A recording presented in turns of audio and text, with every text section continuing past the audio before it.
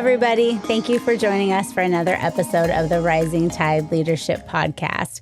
Whether you are listening to this podcast or you are watching us on YouTube, we are so glad you are joining us, and we encourage you to download the show notes and follow along. My name is Amber Jordan, and I am here with Dr. Michael David Morales, aka Mo. Mo, how's it going today? Amber, I'm doing great because I know we're going to be talking about generations in just a second, so I'm going to let you get to it.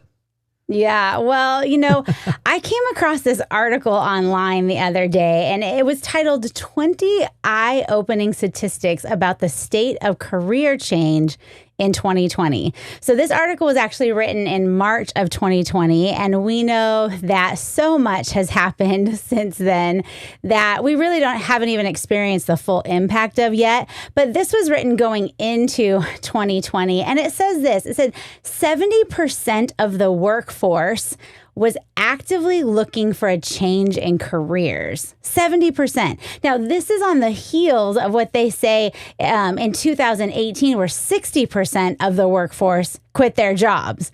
So just 2 years later, 70% was actively looking to change careers. It says nearly 75% of Gen X-ers, which is us, are expected to return back to school because they're just unhappy with their jobs and their careers.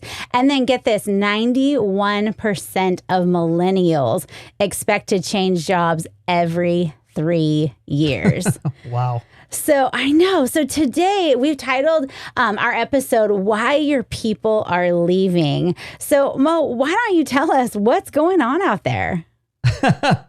Yeah, I love those stats, seriously. And when you read me just a couple of them, not all of them, and I knew what I was in store for, I was thinking, this is great. And so let's face it. I mean, people are always looking for a reason to quit, right? I mean, people just, my boss is, this, that, or whatever, the company, everybody's looking for a reason to quit. In fact, that's why so many people have multiple careers and jobs in their lives. And now, like you just said, most of these generations, at least, the Xers and the Yers, and then who knows about the Zers and everybody after that, what they're going to go through, right? But gone are the days when you work for 40 years, like our grandfathers did, or maybe even our dads, and you retire with the gold watch and the incredible retirement package, and you ride off into the sunset, and they have this great party for you, and everybody thanks you for knowing you for all those years. Those days are gone, right? For the most part. I mean, there's exceptions to every rule, which is why as leaders, we have to give people a reason to be a part of our company, our team, and our lives in general.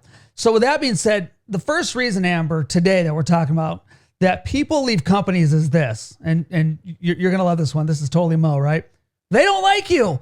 I mean, let's face it. Sometimes, people just don't like their managers. They don't like their boss. It's pretty simple, right? Well, somebody has to say it, so I will. And the reason people leave their jobs much of the time is because they can't stand their boss. There's only so much that they can put up with. They're not being heard. They have a bad boss. It makes it even worse. And believe it or not, it's definitely your job as the leader, as the manager, to make sure that your people stick around to be a part of your company. I mean, think about it. Your company is definitely going to be put in a better position if they can keep people for a longer amount of time. And that is if they're in a growing environment and they have a good culture of leadership. And there are multiple studies out there that show that people never really leave their companies. They really leave their bosses. Wow, right? I mean, they're under bad management. They need to move on. It's not necessarily that they want to move on, but they're kind of forced to. And it's pretty difficult to go from one job to another, unless you're like my friend Harry, who's the world's best ever interviewee and quitter of any job. I mean, he can interview, get a job, and quit within like a couple weeks. But most of us aren't like that, right? I mean, this guy, Harry, he loves to get new jobs. I mean, he's a professional at it, and probably because he's been in every interview process with several different industries. And in fact, I told him one time, I said, dude, you know how many things you've learned from these interviews? You should start your own company because you know what to do. You could tell people how to interview, how to get the job, and there's a lot of good stuff out there, but I'm telling you, this guy was a pro at it. And it was never really him quitting in his case, for instance, because he was a bad employee, because he's a great guy. But he just didn't like his boss. And he just thought, I'll get another job. And so, when he would find a good manager, and he found a few. I mean, he actually did end up getting a job and staying with that company for quite a while. It's because he liked the culture. He liked the manager. He liked the leadership. There's something about, becoming a manager, right? Where people just get, kind of lazy maybe, and they figure, well, now I'm at the management position, I just need to tell people what to do. And that's why, sometimes when people get to be managers, they kind of lose it. And part of it is they start losing their people. And so think of leaders. I mean, in reality, a lot of people think they're leaders, but really they're just poor managers at best, right? And so if you're in a situation out there, listening to our podcast where you have a bad management team or bad management style over you, you probably only have a couple of reasons why you're staying at this point at the company you're at. And the first one is this. Sometimes you can stay in a situation that you're in if you're given enough autonomy to at least do what you need to do. You really don't necessarily like the way that the way the company is going, but hey, at least I get to kind of, have influence over my area. And your manager kind of understands that you have gifts and skills, and they kind of get out of your way. And I'm totally cool with this because, if you're put in a position to be a leader in that in that situation, that's great because the people that report to you and look to guidance for you, they're going to be in good hands. And the second is this. Sometimes you'll stay in a situation because you believe in the vision. You believe in the mission. You believe what the company is all about. And if you're like a lot of people out there who have a higher leadership lid than their manager or their boss, you're probably there because you believe in the mission of your company. And maybe you're changing the world. Maybe you're affecting lives in a specific way, but whatever it is, maybe that's what you have to hold on to. Well, Mo, can you explain a little bit what you mean by a higher leadership lid? And also, how does somebody know if they really have a higher leadership lid than their boss or if they just have an attitude? Well, it's probably a little bit of both. And what I tell people is you got to have people in your life who can help you understand that you are probably not as good as you think you are, and you're probably not as bad as you think you are. But you can't just know that on your own and think, well, I'm pretty great, or I'm really not good at this. You have to ask people that you trust in your life. And in fact, you and I both have those kind of people in our lives that kind of give us the real deal, right? Anybody who has a sibling, they'll tell you how it is. Anybody who has a spouse, they'll tell you how it is. But sometimes we don't like to listen to those people. So I say, get people around you that you do want to listen to, and maybe you'll have a better chance listening to them. And so the real question is this: do you know the behaviors that you have that other people dislike?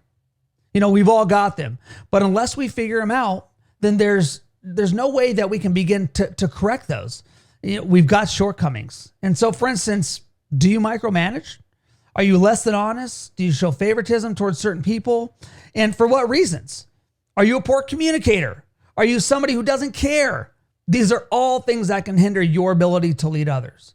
But whatever, Amber, whatever the case may be, what I'm telling managers out there, if you're listening to this and you manage people, that is, if you want to keep good people, then you have to get them to like you. And I know that you don't want to hear this, right? You're just thinking, well, shouldn't people just work because they're getting paid to do the job? Well, I'm not saying that you're wrong for thinking that, but it is your job to inspire. Remember, one of my favorite quotes is by Benjamin Disraeli, and he says, leaders are dealers in hope. That's what we do. So leaders, give people a reason to stay. Give them a reason not to quit. And if you can eventually get a team around you that will give it to you straight, it'll make them better and it'll make you better because they'll help you see your blind spots. They'll even go as far to tell you what other kind of people to hire.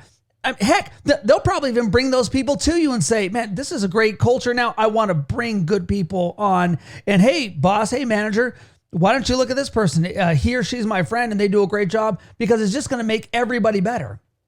So everybody wants to work in a company that they like, right? And there's an old adage that if you find something that you like, you'll never work a day in your life. So I'm not saying that you have to love what you do, although that's ideal. What I'm saying is that if you're a leader in a company that sells products that might not be very sexy, or you're in charge of a process that isn't the most appealing, you can get people to buy into you as a person, and that'll make you better, that'll make the team better, and that'll make the company better as a whole. I'll never forget the day I met a sign spinner trainer. You know those people on the street corner that are spinning those signs all crazy? Oh, yeah. Well, I actually met a trainer of those sign spinners. I was doing the job fair and he was there and he was recruiting people to spin signs. And I thought to myself, that's a job I would never want to do. But I spent a few minutes talking to this guy and he was so passionate about training people to do this right. He was so passionate about how a proper sign spinner adds value to a company and how important the job is and how significant it is. And I'm telling you, I'm standing there at his booth and I got so fired up and I thought to myself, I still don't want to do that job, but man, I want to work for this guy. Like he just, he was so inspiring. So it doesn't have to be the exact work, but it really does have to be the leadership that you work for. So that's such a good and important point, so people are leaving. Number one, because they don't like you, which is sad, but we're going to fix that. That's right. So number two, what is the second thing that we need to understand of why our people are leaving? Yeah. The second point is this, Amber, and you probably don't want to necessarily take this one to your company right away, but they eventually need to know, and here it is. Number two is your company's hiring practice is horrible. And let me start out by asking a couple questions, and the first is this. Are your employees in your company exiting as fast as you hire them? Because if they are, there's probably some kind of miscommunication or flaw in the hiring system itself. I can't tell you how many companies that I work with, and I ask them, what's your criteria for hiring? And almost always there's something that needs to be changed, fixed, thrown out, all three. For example, let's say that your company sees a pretty high turnover in the first couple months. If this is the case, you have to nip it in the bud, or else you're just going to keep wasting your time, the time of the people on your hiring committee, and also the people that are interviewing for the job. And the second question is this: are you hiring the right type of person for the right type of job? You have to do both. You can't have one and not have the other. I think a lot of companies have gone away from necessarily worrying about whether or not somebody has a college degree or not, because what they really want are competent people.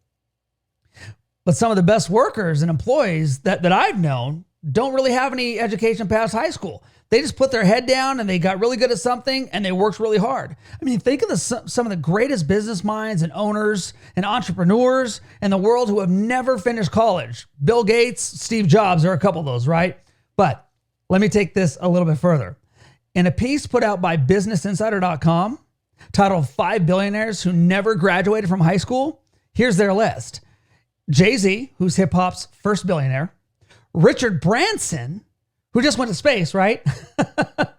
Zhao Kunfi, who owns a manufacturing company that makes glass for the big dogs like Apple. Amancio Ortega, the second richest man in Europe, and Francois Pinault, founder of the luxury group Kering. And that guy, get this, dropped out of school at 11 years old. Wow. What was I doing with my life, Amber? So I guess my point is education isn't everything. And this is coming from a guy who has his doctorate. Okay. So I'm not poo-pooing on education. I mean, I went all the way through to a terminal degree and I'm all about it if that's what you need. So obviously I do see the value in pursuing that formal education, but just because you have a degree doesn't make you good at what you do. There are a lot of business owners out there who hire based on talent and skill, and get this, sometimes don't even look at educational degrees. So that's that. And the bottom line is you have to figure out what your hiring practices are and what the criteria are. That's easier said than done, because I'm sure there are people out there that were in the same situation as me of knowing, I know something's wrong with my hiring practices. I know something needs to change, but I don't know what it is. Like, I know I'm fishing in the wrong pond, but I don't know where the right pond is. So Mo, I know you help people with this. So how do you help them identify what needs to be changed and then make the change? Yeah, I'll say this. I mean, I am not the person, for instance, in a company who needs to be part of the hiring process, because I just believe in everybody. I mean, I'm going to see somebody and they're going to get me every time. They're going to say, Mo, you should hire me because of X, Y, and Z. And I'm going to be like, yes, this is the guy. This is the girl. We need to hire them. It takes specific people who know how to understand context and move through that process. And so with that being said, there's a beta program that I take some of my clients through to help them specifically change their hiring process. It's long and it's arduous, but when you get the hiring practice right and start getting the right people on the bus, then it's a lot easier to get them in the correct seat. If you get the wrong people on the bus, it doesn't matter what seat they take, it's going to be the wrong seat. They're going to get frustrated, you're going to get frustrated, and they're going to move on. And guess whose fault that is? I'll take it's all about the leader for 500. Correct. Daily double right there, right? Yeah. Okay, so your people are leaving because they don't like you and your company's hiring practice is horrible. I don't know, Mo. Do I want to know the third and final principle? Probably not, but I'm going to give it to you anyway, since I wrote it down and I'm excited about it. But here's the third reason that I have today. And again, this isn't an exhaustive list, but here's a good place to start. If people are leaving, there might be little room for growth or promotion. People are leaving your company maybe because there's little room for growth or promotion. Probably the most frustrating thing for anybody is to be in a position where they think they don't have the opportunity to grow or promote. I mean, who gets up in the morning and thinks to themselves, man, I can't wait to get to my dead-end job? Well, nobody, of course, right? It's only that people end up finding themselves in that position that they have to deal with it. They go to the job and it leaves them little choice. They can't leave because they need the job to put a roof over their heads, right? But at the same time, they're stagnant and they don't have any room to grow. So where do they go? It's only a matter of time before they're going to figure out a way to get out of that situation. And that situation meaning you as the leader. So if you want to stop that turnover at your business and you're the manager of a group or a section that's losing people, you need to make some changes. I do know that. And if you're a larger company, of course, you're going to probably have access to, a few better resources or whatever, maybe. But if you're in a smaller company, don't fret. There's still things that you can do, even if you don't have all the resources of one of the big companies. Your people need to know that you're on their side, first and foremost. Whatever situation you're in, your people need to know, the people that look to you and the people that you supervise, the people that you influence, they need to know, man, this person, my manager, is on my side. So the first action that you might take is to develop goals with them. Help them make an individual growth plan that has to do, of course, with the company, but also the regular stuff in their life, including family, personal, extracurricular even. Just because somebody works for you doesn't mean that they want to move up in the company and be in your position, for instance. Having those conversations with your employees are going to give them both hope that you see them and that you want to hear them. And also, that you believe in them and that you want them to achieve more. And if you do this together, you and them, it's going to create a closer bond and it's going to give you insight into their lives. Yeah. And I think some of our listeners might be thinking, well, if my employees seem unmotivated or enthusiastic about this job, the last thing they're going to want to do is spend more time with me talking about their lives and setting goals. But, we talk a lot on this podcast about how people just want to feel important. And I think this goes such a long way just to be willing to invest in them as people. Even maybe they don't want to set goals necessarily, but even offering to go through a book with them on a skill that they might be interested in or leadership or whatever, like just being willing to invest in them as people has a big impact on how much they're willing to invest back as employees. That's a great point, Amber. And if I can add to that, I would say this, just like when you go through things informally, maybe something else you do is encourage your people to continue their education. And like you said, when somebody reads a book, that's education. And it's not, education isn't everything, right? And I'm not necessarily talking about formal education on its own, although formal education might be the next step for your people that you're working with. And if that's the case, help them look for that next degree and encourage them to do that. And in fact, here's a great story. Before Herman Cain was the CEO of Godfather's Pizza, and then eventually went on to a career in politics, He was working in a middle-level management position alongside some other people. And it was him and another guy who were always head-to-head for these promotions. And Kane missed a promotion that this other guy got one time. So he went to his manager and he said, well, why did this guy get the promotion and I didn't? And Kane's manager said to him that the other guy had a master's degree and Kane didn't. And then he encouraged Herman Cain to go get a master's degree, which he did. And guess what happened the next time promotions came up for consideration? That's right. Herman Cain got the promotion. It was that simple. He got more education. So I'm not saying it's always going to be that easy, but Herman Cain made a choice and then he put in the work. And above that, he had his manager on his side who was encouraging him and saying, man, you got to do this. So people out there, are you encouraging your people to better themselves? Are you being encouraged to go to the next step in your company by the people above you? And so, the third action point for this actual point right here is my personal favorite, which is, you want to act as a coach for your employees or the people that report to you. Who's in your purview? Those are the people that you should be taking care of. If you have to give a presentation, for instance, somewhere, invite somebody to go with you. Somebody who think, man, this person might be able to move up in the company and I want them to see what it's like to give this presentation. Have them shadow you in a different way. Shadowing somebody is a great way to learn. I've shadowed a lot of men and women in my life, and they have taught me the stuff and given me input. They've given me pointers. They've even asked me what I think that they could do different. And what does that do for me? It gives me confidence. It'll give your people confidence. It'll keep them doing their very best. And also, encourage your people to get out of their comfort zones and start looking for opportunities in the short term, but also something that's going to help them in the long run as well. I just did this with a couple of my student leaders. So I work with high school students, and I've got this student leadership team, and we've been working on this upcoming project. And today I met with them, and they're like, "Oh, we don't really need you anymore. We got this." And I thought, wow, that's kind of awesome. They've been given an opportunity to try things, and I've been working with them, but now they have the confidence to kind of go at it on their own. They do, and remember, growth doesn't always have to be a promotion, right? I mean, those kids that you put into, those student leaders, they're just happy to spend some time with you and get better at what they do. But, there's not necessarily a lot of room, for instance, for promotion in a company at any given time, right? I mean, promotions kind of come and go or whatever, and you got to kind of figure out when those are.